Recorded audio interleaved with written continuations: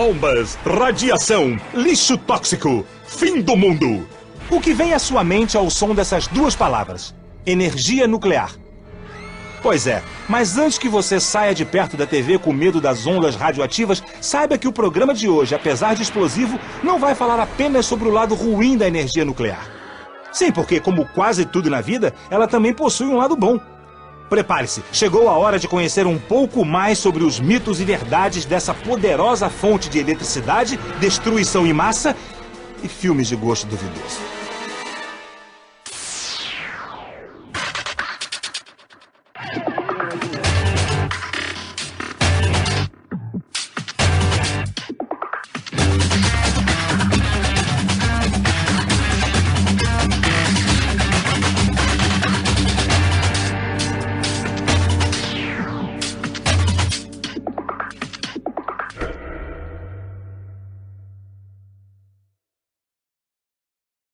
É fácil entender de onde a energia nuclear recebe o seu nome. Trata-se da energia liberada numa reação nuclear, ou seja, originada pela transformação do núcleo de um ou mais átomos. Também por isso, a energia nuclear é muitas vezes chamada de energia atômica.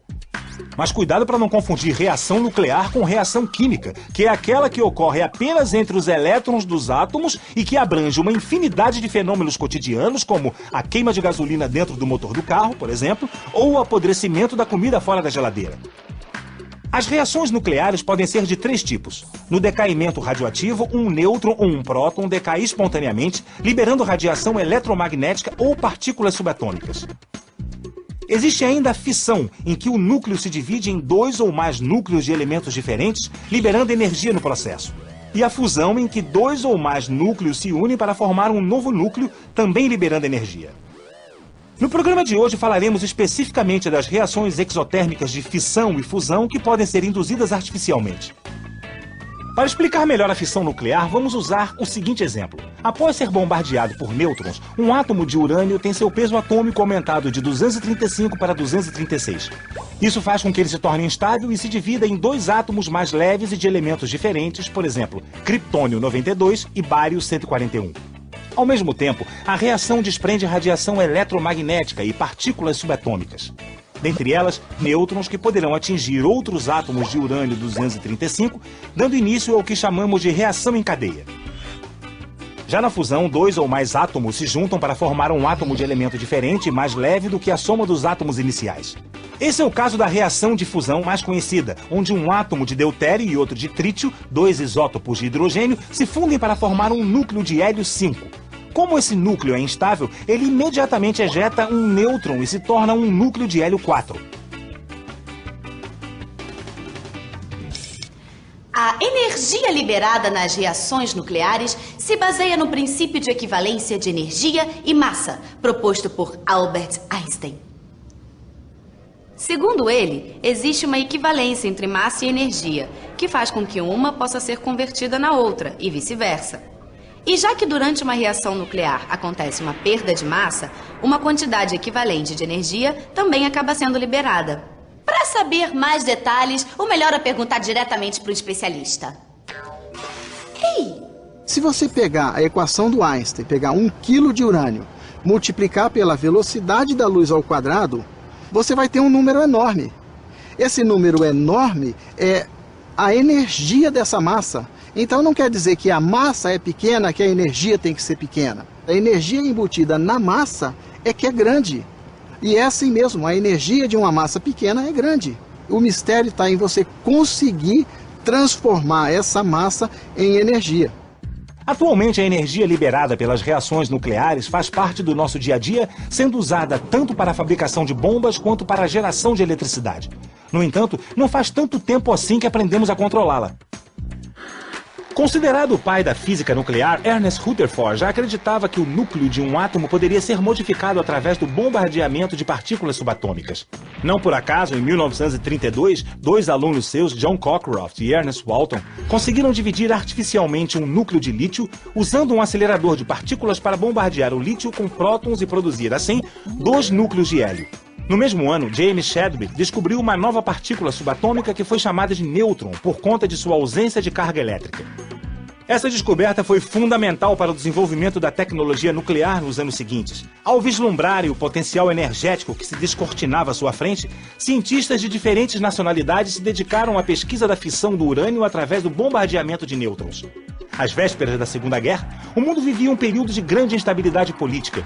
Por isso, quando Otto Hahn e Fritz Strassmann realizaram experimentos bem-sucedidos em Berlim, capital da Alemanha, as consequências foram no mínimo explosivas. Em 1939, o presidente americano Franklin D. Roosevelt recebeu uma carta alertando sobre os riscos da produção de armas nucleares pelos nazistas. Embora a carta fosse assinada por Albert Einstein, o verdadeiro responsável por sua redação foi o físico húngaro Leo Szilard, que havia previsto anos antes a possibilidade de se realizar uma reação em cadeia autossustentável. A carta de Szilard é importante historicamente porque resultou no chamado Projeto Manhattan. Para quem não conhece, trata-se da velha tática da melhor defesa é o ataque. Com medo das armas nucleares nazistas, o governo americano decidiu fazer primeiro suas próprias armas nucleares. Para isso, gastou rios de dinheiro e reuniu alguns dos maiores cientistas da época. O resultado todo mundo conhece: as bombas atômicas lançadas sobre as cidades japonesas de Hiroshima e Nagasaki em 1945. O que chamamos de bomba atômica é um artefato explosivo que retira a sua força destrutiva de reações nucleares. Ela pode ser de dois tipos. Existe a bomba de fissão, cuja reação em cadeia pode ser detonada, entre outros métodos, por combustíveis químicos convencionais. E existe a bomba de fusão, também conhecida como bomba termonuclear, bomba de hidrogênio ou simplesmente bomba H, que faz uso de uma reação de fissão para gerar a energia necessária e dar início à fusão dos isótopos de hidrogênio. É como se fosse uma bomba sendo usada para detonar outra bomba, sacou? As primeiras armas nucleares eram bombas de fissão e seu poder destruidor era milhares de vezes maior do que o de explosivos químicos usados na época. As bombas de Hiroshima e Nagasaki, por exemplo, foram responsáveis pelas mortes de mais de 100 mil pessoas, parte delas em decorrência do contato com a radiação emitida pelas explosões. No entanto, quando comparadas às ogivas termonucleares desenvolvidas posteriormente, as primeiras bombas atômicas perdem muito do seu impacto. Só para se ter uma ideia, em 1961, na antiga União Soviética, a maior bomba de fusão já detonada liberou uma energia de 50 megatons, o equivalente a 50 milhões de toneladas de dinamite. Isso é mais do que 1000 vezes a potência das explosões de Hiroshima e Nagasaki juntas.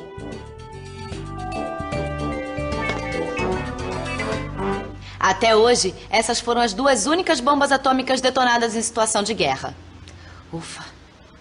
No entanto, nas décadas seguintes, novas armas nucleares continuaram a ser produzidas, com poder de destruição cada vez maior. Parece coisa de louco, né? Mas não é difícil entender por que isso aconteceu. Exatamente, Kika. Se é verdade que as bombas de Hiroshima e Nagasaki puseram um fim à Segunda Guerra Mundial, é bom dizer que elas também deram início a outro tipo de guerra: a Guerra Fria. Durante quase 50 anos, o mundo ficou polarizado política e ideologicamente. De um lado, o capitalismo dos Estados Unidos e do outro, o comunismo da União Soviética. Embora não houvesse nunca um conflito aberto e declarado entre as duas superpotências, o risco de que isso viesse a acontecer um dia fez com que russos e americanos passassem a produzir incessantemente ogivas nucleares, formando arsenais com capacidade de destruir algumas vezes o nosso planeta. Einstein disse que eu não sei as armas da próxima guerra mundial, mas eu sei as armas da outra, depois da próxima, arco e flecha. E aí naquele momento ele fez a grande advertência: cuidem disso, porque o mundo acaba. Naquele momento ele botou o dedo na testa das lideranças mundiais. Se vocês não segurarem via diplomacia, via tratados, via reuniões, a humanidade está perdida. A Guerra Fria não recebeu seu nome à toa e os arsenais atômicos desempenharam um papel importante nesse sentido. Por um lado, serviam como demonstração de poder das duas superpotências. Por outro, eram justamente aquilo que impedia que uma guerra de verdade tivesse início. Afinal de contas, todos sabiam bem o que aconteceria se a chapa realmente esquentasse. Não por acaso, os anos mais quentes da Guerra Fria correspondem à chamada Era Atômica. Durante esse período, a tecnologia nuclear esteve muito presente no cotidiano das pessoas sob a forma de um risco iminente de completa destruição. E mesmo hoje em dia, com a facilidade de acesso cada vez maior a armas nucleares, esse temor continua a existir na figura de terroristas fundamentalistas e ditadores megalomaníacos. Não é de se estranhar, então, que ao longo das últimas décadas, a energia nuclear tenha exercido uma influência tão forte sobre a cultura popular e sobre o imaginário coletivo, geralmente com uma conotação muito negativa. Pense na quantidade de filmes e livros que tratam da questão atômica sob uma perspectiva de fim do mundo, destruição em massa e hecatombe, por exemplo.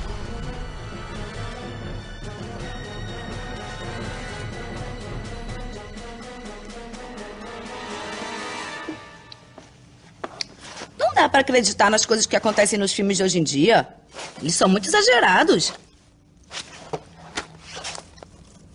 No programa de hoje você aprendeu um pouco mais sobre a energia nuclear e viu o poder destruidor que ela possui. No entanto, faltou dizer que a energia originada pela transformação dos núcleos atômicos também pode ser uma poderosa fonte de eletricidade. Ficou curioso? Então se liga, porque esse é o tema do nosso próximo episódio.